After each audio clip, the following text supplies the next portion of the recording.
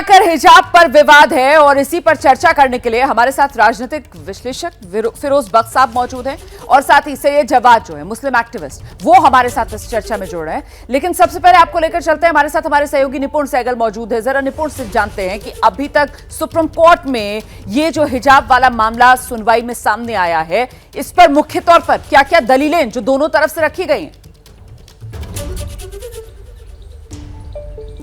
देखिए रोमाना, अभी तक 7 दिन की सुनवाई हो चुकी है इस मामले में और अभी तक तमाम बातें जो कही हैं या जो मौका दिया गया है वो उस पक्ष को दिया गया है जो हिजाब का समर्थन कर रहा है, जो ये कह रहा है कि हिजाब पहनना एक धार्मिक अधिकार है और इसे नहीं छीना जा सकता है। सुप्रीम कोर्ट ने कई बार ये कहा कि आपसे कोई अधिकार आपका नहीं छीन रहा है, लेकिन स्कूल, कॉलेज या कोई भी सार्वजनिक जगह वहाँ पर एक ड्रेस कोड होता है। जैसे आप गोल्फ खेलने के लिए जाएं तो वहाँ पर आप धोती पहनकर नहीं जा सकते हैं, तो ये एक ड्रेस कोड हर जगह का होता है। अगर स्कूल, कॉलेज में एक ड्रेस कोड रखा गया है तो स्कूल के अंदर उसके पालन में क्या दिक्कत है? हालांकि इसके पक्ष में तमाम दलीलें दी जा रही हैं, लेकिन अब तक जो बातें कही गई हैं वो हिजाब समर्थक पक्ष की तरफ से कही गई हैं और मुख्य रूप से वो धार्मिक स्वतंत्रता के अधिकार के दायरे में अपनी बात को कह रहे हैं। उम्मीद है कि इस हफ्ते कर्नाटक सरकार इन सभी बातों पर जवाब देगी और ये सुनवाई पूरी हो जाएगी। तो ईरान में महिलाएं जो है वो सड़कों पर उतर आई हैं, हिजाब के खिलाफ विरोध प्रदर्शन जोरदार तरीके से किए जा रहे हैं। सीधे रुख करते हैं, खास मेहमान इस वक्त हमारे साथ मौजूद है सैयद जवाद। हिजाब के खिलाफ ये हल्ला बोल जरूरत है? नहीं, देखिए, ईरान के अंदर जो ये घटना हुई है जिसमें जो है उसकी मौत हो गई है, बड़ा दुखदाई है कि आप हिजाब के ऊपर किसी की वहां पर मौत हो जा रही है, तो बड़ा दुर्भाग्यपूर्ण है और इसका कोई भी समर्थन नहीं करता। और मुझे लगता है जिसके दिल में इंसानियत होगी वो इस चीज का कभी कोई समर्थन नहीं करता। देखिए, हिजाब हिंदुस्तान के अंदर भी एक मौजूद छुड़ा हुआ है और हिंदुस्तान का पस मंजर और ईरान का पस मंजर दोनों में बहुत फर्क है रोमाना।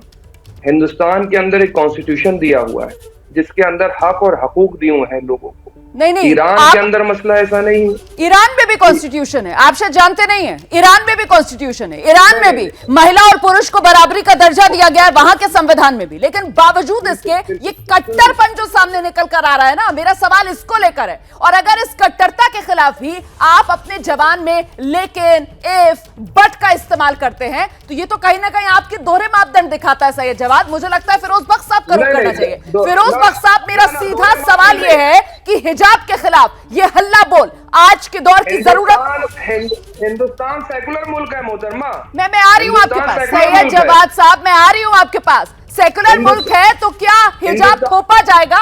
सवाल तो हिजाब को लेकर है ना। सेकुलर मुल्क में हिजाब की जरूरत क्यों है? जहां पर जो यूनिफॉर्म है आप उसका पालन करेंगे ना। सर एक सेकंड, दूसरे मेहमान को आने दीजिए। फिरोज बख्श साहब को लेकर आइए। फिरोज बख्श साहब, मेरा सवाल बड़ा सीधा है, ये हिजाब के खिलाफ हल्ला बोल इस दौर की जरूरत है? देखिए, हल्ला बोल इस दौर की जरूरत इसलिए हो गई क्योंकि ये इस्लाम का एक बेसिक टेनेट नहीं है, प्रिंसिपल टेनेट नहीं है हिजाब, नंबर 1। नंबर 2, जो प्रिंसिपल टेनेट है समझ लीजिए, जैसे नमाज है, हज है, ज़कात है, ये सारी चीजें पांच टेनेट्स हैं, बेसिक टेनेट्स, उसमें हिजाब नहीं आता। हिजाब का कुरान शरीफ में कहीं जिक्र नहीं है, हदीस इसके लिए नहीं कहती। कुरान ने और इस्लाम ने तो पूरी ये समझिए कि फ्रीडम दे रखी है औरत को, और ये कह रखा है कि माँ के पाँव के तले जन्नत है।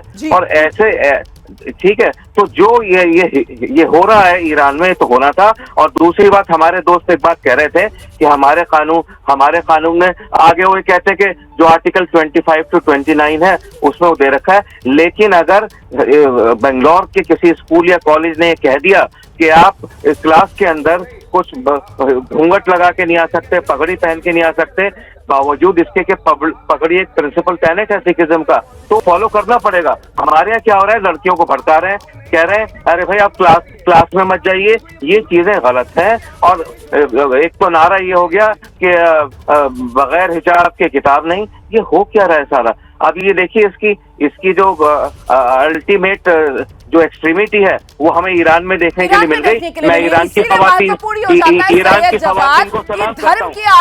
धर्म की आड़ में सैयद जवाद क्या हिजाब का इस्तेमाल महिलाओं को दबाने के लिए, उनको दोयम दर्जे का नागरिक बनाने के लिए किया जा रहा है मुस्लिम समाज में? बिल्कुल नहीं, बिल्कुल नहीं। अब आप बताइए, वेस्ट के अंदर बहुत से पार्लियामेंट के अंदर लोग जो है हिजाब लगा करके भी पहुंच रहे हैं, आप उसके लिए क्या करेंगे? और बहुत सी जगह पर ऐसा है कि आपको कपड़े पहनने की भी इजाजत है, तो आप क्या करेंगे कि देश के अंदर फातिमा बीवी हर जगह हिजाब पहनती थी, लेकिन जब वो कोर्ट में आती थी तब हिजाब नहीं पहनती थी। सुन रहे हैं आप?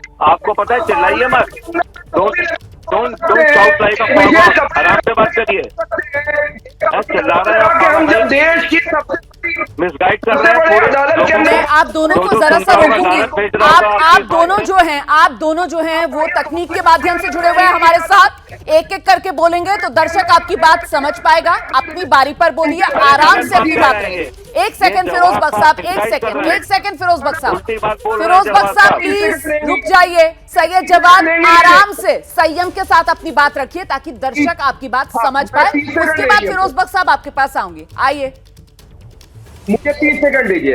रोमाना, जब इस देश की पार्लियामेंट के अंदर जो है हम अपनी धार्मिक चीजें पहन करके पहुंच सकते हैं, कोई टोपी लगा करके पहुंचता है, कोई विशेष तरीके के कपड़े पहन करके पहुंचता है, कोई पगड़ी लगा करके पहुंचता है, इस देश की संसद के अंदर जो सबसे बड़ा लोकतंत्र का जो है मंदिर कहलाता है, हम वहां पर जाकर के पहुंच सकते हैं। लेकिन आप अगर कहें कि स्कूल के अंदर हिजाब पहन करके अगर जाएंगे तो तालीम से दूर रह जाएंगे, ये कहां का इंसाफ है? ठीक है, अब सैयद जवाद मेरा सवाल सुनिए।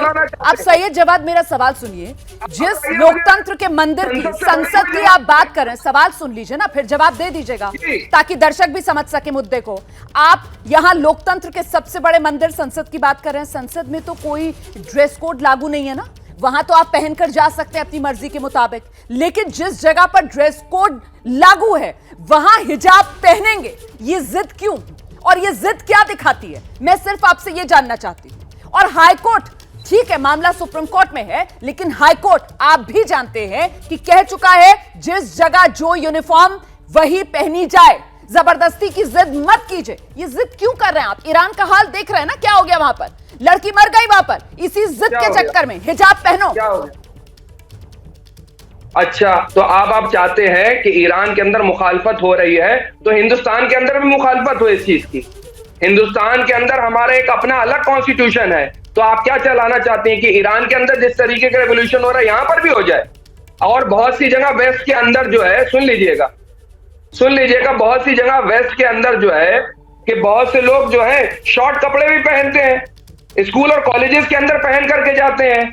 उसके ऊपर आप क्या कहेंगे? अब बहुत सी जगह पर ऐसे हैं कि वो जो है, बहुत सी जगह ऐसे हैं जहां पर कपड़े नहीं भी पहने जाते हैं। आपकी जो, तो आप उसके लिए क्या करेंगे? जवाब है बहुत सी जगह ऐसा है, वेस्ट में ऐसा है। मैं तो आपसे स्पेसिफिक बात कर रही हूँ। मैं तो कह रही हूँ कि जिस इंस्टीट्यूशन में जो यूनिफॉर्म है उसका पालन करने में आपको क्या दिक्कत है? मैं हिंदुस्तान की बात करती हूँ, मैं हिंदुस्तान के स्कूल कॉलेजेस की बात करती हूँ, मैं स्कूल कॉलेजेस की यूनिफॉर्म की बात करती हूँ, और आप पहुंच जाते हैं बहुत सी जगहों पर, बहुत सी जगह वेस्ट। मतलब जवाब आपके पास कुछ है नहीं। एक सेकंड फिरोज बख्श साहब आइए। फिरोज बख्श साहब, मेरा सवाल ये है कि ये जिद क्यों? हिजाब पहनो, आखिरकार यूनिफॉर्म में जो रूल्स बनाए गए हैं वो पहनने में ये गुरेज क्यों है? थोड़ा सुन लीजिए। हाँ, मैंने सुन लिया रोमाना बहन, आपका मैंने सवाल सुन लिया, मैं जवाब देता हूँ। देखिए ऐसा है, मैं फिर कहूंगा, अगर किसी स्कूल या कॉलेज ने ड्रेस कोड बना दिया है, पार्लियामेंट में कोई ड्रेस कोड नहीं है, बिल्कुल ठीक है। अब ये कहना कि कोई कपड़े नहीं भी पहनता, ये बड़ी बदतमीजी की बात है। इस तरह का, ये करोड़ों लोग इस चैनल को देख रहे हैं, मुहज्जिब लोग हैं, ऐसी बात नहीं करनी चाहिए। एक मिनट मेरी बात सुन लीजिए। देखिए प्लीज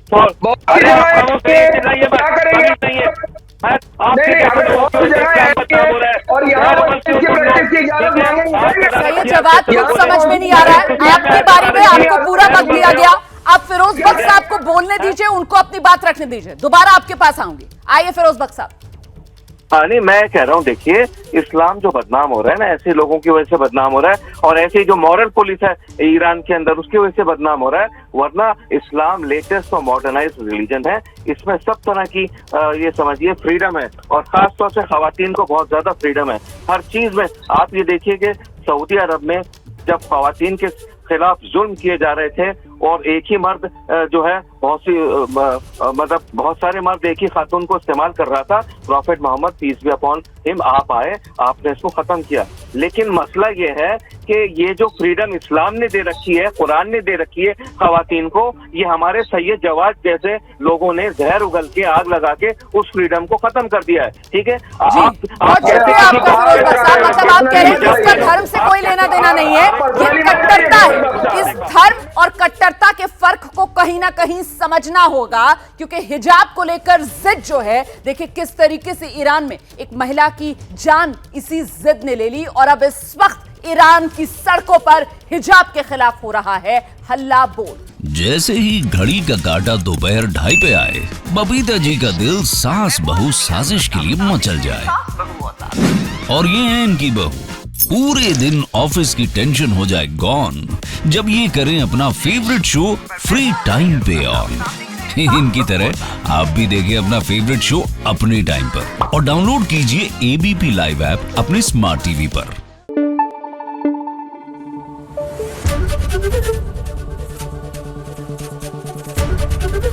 एबीपी न्यूज आपको रखे आगे।